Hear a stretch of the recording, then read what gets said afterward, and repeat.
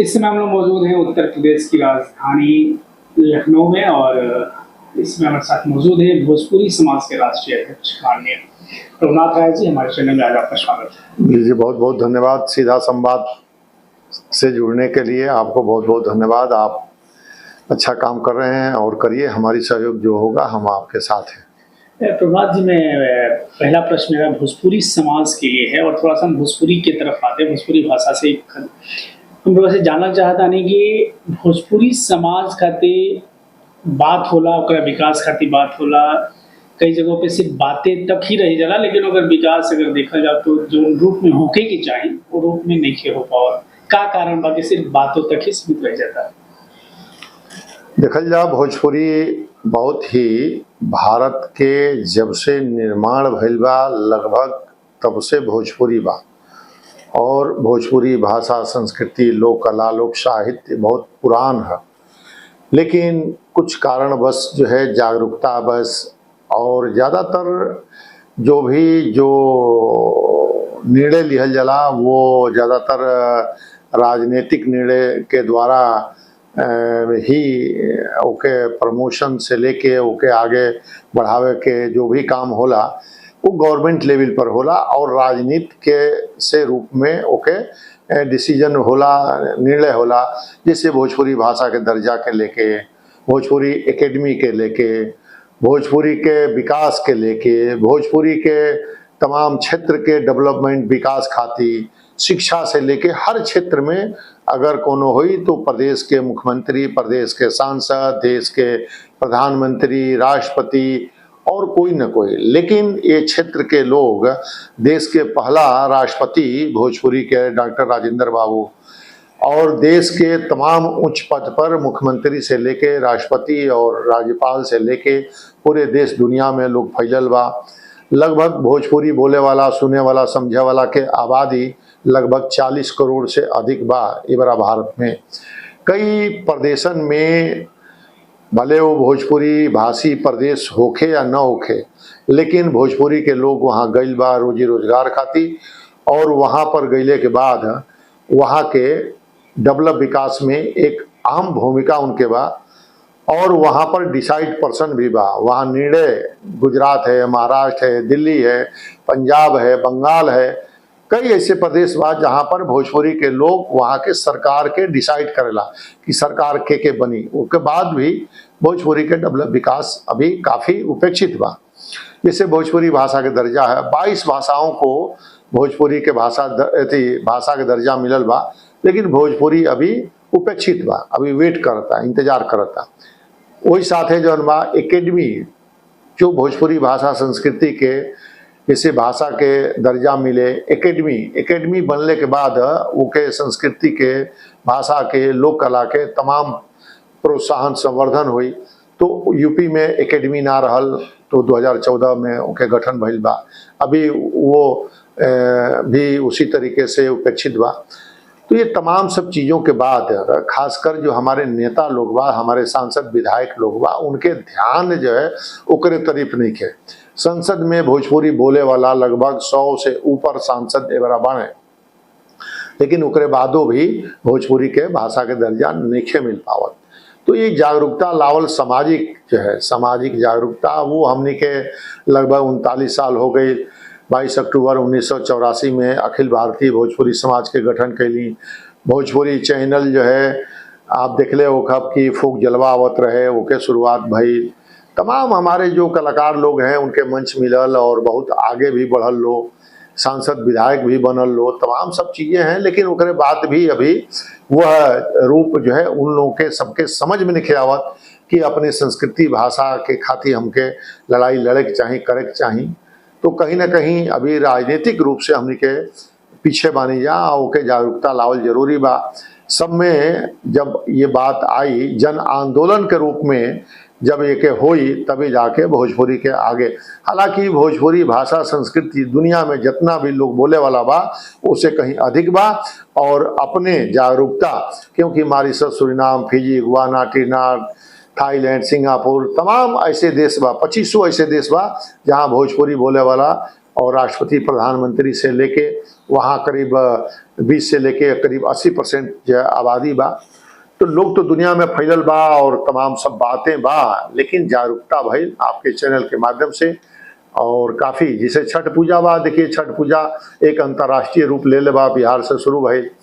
तो यही तरीके से अपने जो है गीत गाना गावे वाला लोग जो है तमाम भोजपुरी के लोग हैं, लेकिन बहुत से ऐसे लोग गीत गावे वाला बा कि भोजपुरी में अश्लीलता नहीं है, लेकिन लोग जो है जो अनपढ़ टाइप के लोग हैं, गंवार टाइप के लोग हैं, ये गा गा के अश्लील गा गा के दो अर्थी भाषा के गा गा के इस भोजपुरी को तहस नहस लोगों ने किया है। तो क्या कहल जाए जौन बा, ये एके जौन बा अब सामाजिक रूप से एके रोके खातिर जे गावता इनमें सामाजिक बहिष्कार करे के चाही। कहीं ना कहीं सब में कमी बा, इसमें जे अश्लील गावता ओकरे जौन बा समाज के लोग बहिष्कार करे के चाही, ओके ना देखे के चाही, ना जाए के चाही, लेकिन फिर भी लोग लाखों की संख्या में जाके और ओके जो मनोबल के बढ़ावता और जितना ही अश्लील गावे वाला बना और दिन रात चौगुना बढ़ल जाता है लोग। तो एक बहिष्कार करे परी, सामाजिक जागरूकता बहुत जरूरी बा। तो जैसे आप रुआ बताइए भोजपुरी के विकास के लिए कहाँ रुकावट आवता भोजपुरी के विकास में। बहुत बड़ी बड़ी हस्तियों जुड़ल बा भोजपुरी में, लेकिन वो जो चाही हक भोजपुरी के अभी मिलल नहीं। एक चीज़ और रुआ से जानना चाहब कि ये भी जो लखनऊ में जो छठ पूजा को लेकर आप तैयारी रही, का विशेष छठ पूजा में देखिए, क्योंकि धीरे धीरे छठ पूजा बिहार से निकल के पूरे भारत से निकल के अब विदेशों में अपन छाप छोड़े जा रहा बा ये पूजा। तो हमने क्यों में संस्कृति भी लौकता, भोजपुरी के संस्कृति भाव में, भोजपुरी के बहुत सारे व्यंजन भाव में, मैंने कहल जाए तो भोजपुरी का पूरा एक ऑल ओवर चीज दिख जाता हमारे उस छठ पूजा में। तो का एवरी रही लखनऊ के छठ पूजा में विशेष आकर्षण और एक बड़ी का तैयारी वाला और लखनऊ के छठ पूजा की? देखल जाए छठ पूजा तो लगभग 40 साल हो गए हमके करावत है, और छठ पूजा एक साक्षात देव सूर्य भगवान की पूजा है। उनके लोग अर्घ देला और उनके अर्घ देला से, उनके पूजा कैला से आदमी स्वस्थ होला, दीर्घायु होला, साक्षात ऊर्जा के अपार स्रोत बने। बिहार से शुरू भइल, आज पूरे दुनिया में पूरे विश्व में 196 देश हैं, लगभग जो 80-90 देशों में लगभग छठ पूजा मनावल जाता और ये चल के दिनों दिन बढ़ल जाता। तो छठ के महत्व तो केवल पहले बिहार और उत्तर प्रदेश के पूर्वी क्षेत्र में, लेकिन पूरे दुनिया में फैल चुकल बा। और लखनऊ में लक्ष्मण मेला मैदान में छठ घाट होके बनवावल बा, वहाँ छठ के पूजा हुई। उत्तर प्रदेश सरकार के माननीय मुख्यमंत्री योगी आदित्यनाथ लगातार वहाँ पर आवतानी और ओकरे साथ ही तमाम मिनिस्टर और तमाम लोग जो है आवेला।